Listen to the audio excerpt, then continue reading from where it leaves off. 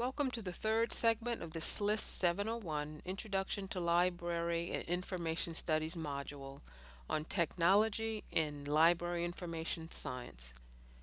This segment continues to explore the Queens Virtual Library experience.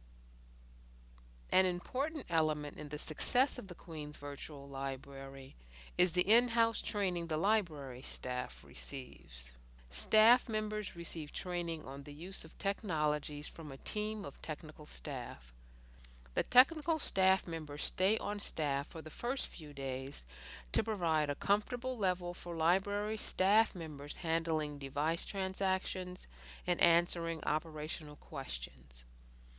In-service programs are also available for staff members regarding how to effectively optimize their use of tablets.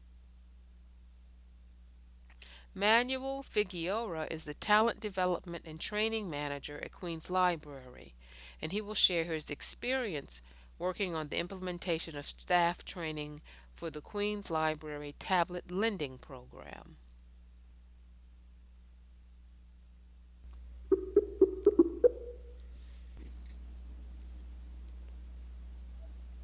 Hello. Hi, Manny. How are you?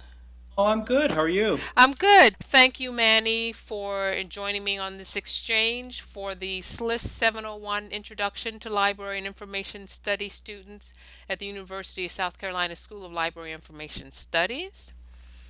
Thank you, Professor RA. For the students, I'm speaking with Manuel Figueroa. He's the Talent Development and Training Manager at Queens Library. Thank you for taking this time out.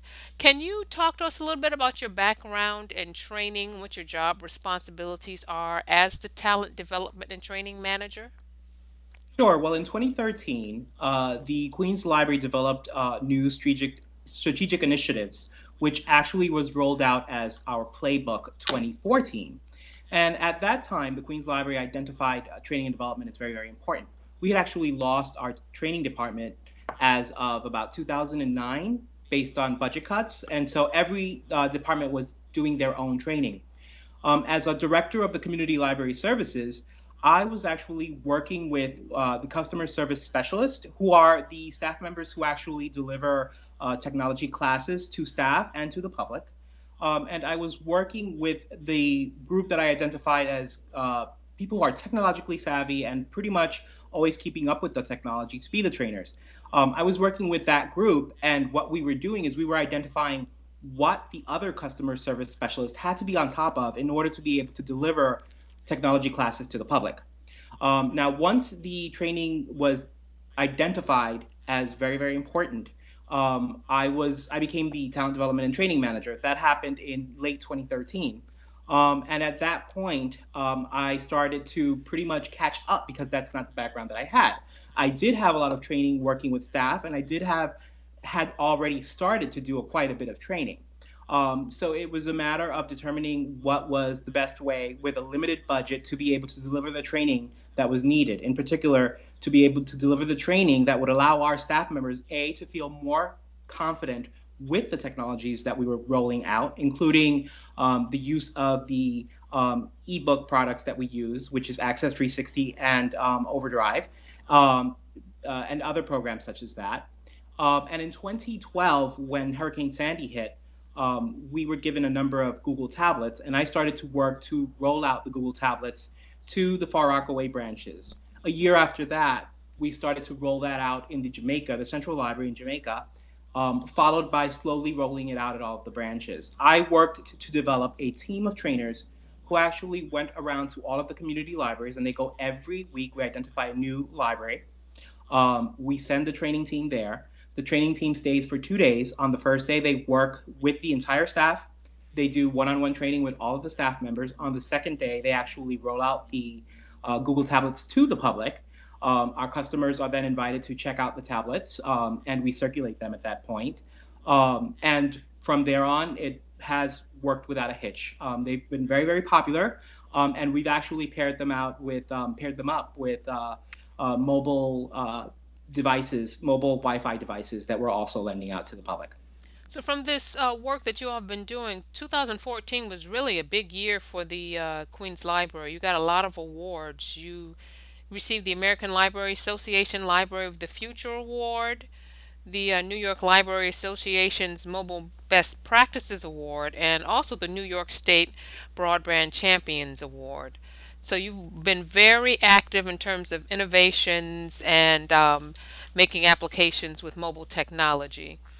Um, when you have entry level librarians coming in, some like such of my students coming in out of library schools, what are some of the skills that you think they need to be proficient coming into a library setting to be proficient in digital and mobile technology services divisions in libraries? Well, besides being proficient in the different applications such as Microsoft, Excel, PowerPoint, especially PowerPoint, since more and more we're seeing that you really need to be able to make presentations and know how to use those products effectively. Mm-hmm. But we also see that a lot of the circulation is moving over to the uh, technology area. So where actually a lot of people are actually borrowing ebooks, magazines online. They're going into Freegal Music and downloading music, things like that. So our staff members and new librarians really have to feel comfortable using the interface that we make available to our customers on our website. They also need to be familiar with using different types of devices. Um, People are more mobile nowadays. So even being able to understand the applications on a mobile tablet, on the applications on an iPhone, on a Samsung Galaxy phone, just being able to have some familiarity with those tablets. So one of the courses that we actually offer is a Bring Your Device class, where we invite our staff members to bring in different devices, and we highlight a few of our apps, including apps that we don't necessarily have just on the website, but apps that they can use in different ways with the customers that come into the library. And we're currently actually devising one class that will feature about 10 different apps that we feel would be very helpful for new staff and even staff who are now starting to use more and more and becoming more familiar with devices. Mm-hmm. Oh, that's wonderful. So now you mentioned that you go into a different branch to conduct the training. Is there something that you use to measure what it is you should be focusing the trainings on? Like, are there certain challenges that staff in a particular branch are having that you need to focus your training and development programs toward? Or do they contact you and say, we need training in a particular area? How does that work? Well, in terms of the Google Tablet training, as we roll it out, we go to the specific location where we're going to be rolling out the tablets, and we work very, very hand in hand with the customer service specialist for that location. Every Okay. location has at least one customer service specialist. That particular staff member is responsible for doing classes with customers, for developing those classes, for developing PowerPoints, which we have in all of our branches to let people know what are some of the upcoming events.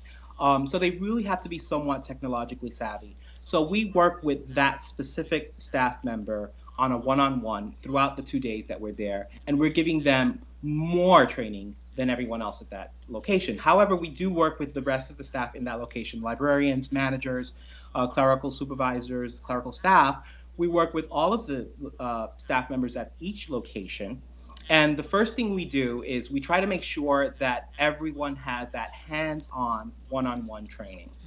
What we find is that when we come into a location, there's a lot of anxiety. Mm-hmm. Um, our staff members are not really comfortable. They're not sure what is expected of them. They're not sure how to use. Some of them may not have used the app that the Queens Library developed, because we actually developed our own app at the Queens Library. Our IT department was wonderful. That's why we received so many of the awards that we did. The app actually allows our customers who check out the tablets are now able to access information about the Queens Library without necessarily being connected to Wi-Fi. So Mm-hmm. they're able to see what different programs are going on in the different locations. They're able to access different locations and find out how to get to those locations, and really get minute by minute, well, not minute by minute, I would say pretty much every day that's constantly being updated so that they are receiving the latest information. It's always kept up to date. So our staff, once we leave a location after 2 days, I've received calls from managers or emails from managers who thank us because they feel more adept at working with the Google tablet and working with customers and answering the questions that the customers bring to the library about how to use the Google tablets to access information. Now, you mentioned that they don't have to have Wi-Fi access. How are they accessing it, the information, using library box?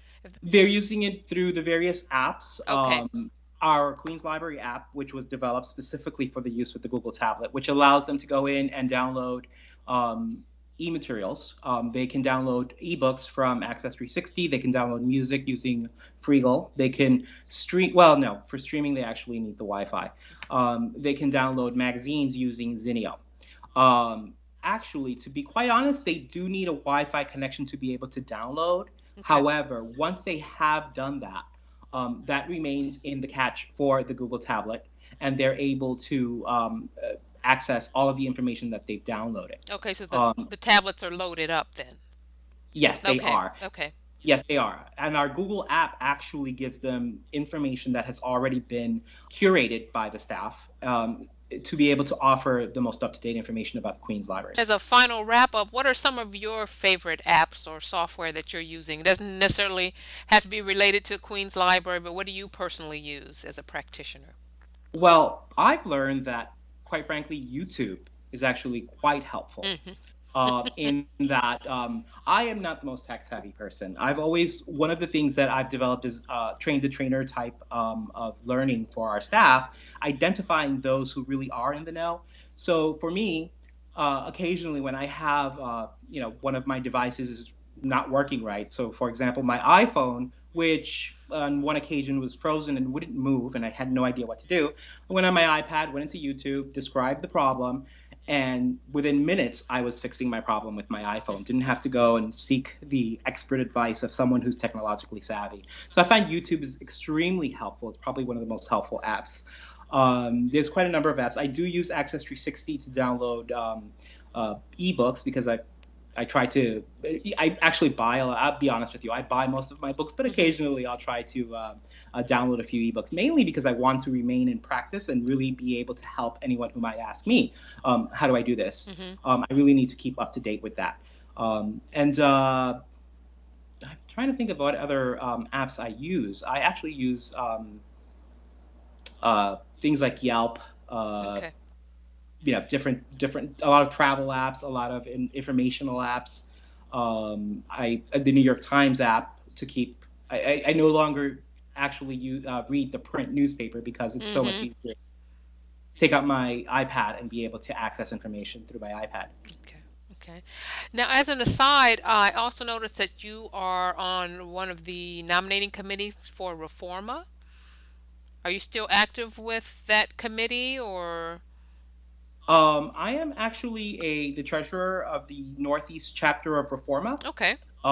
And I'm a past president of the chapter as well. So, as a treasurer, I'm very active with the board of directors of the chapter. So, Hmm. we're constantly looking for ways to fundraise, but we're also always looking to provide information to librarians who might be looking at building a collection in the Spanish language, how to best access materials, how to do best practices for collection development, Hmm. things that would be helpful to someone who might be in an area that's receiving a lot of new immigrants.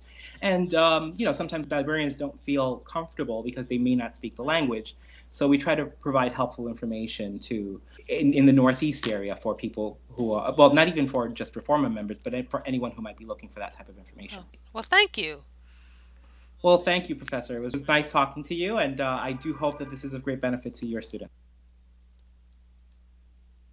This concludes our exploration of the Queen's Library virtual environment. The next segment of this module will identify current and future technological trends in library information science.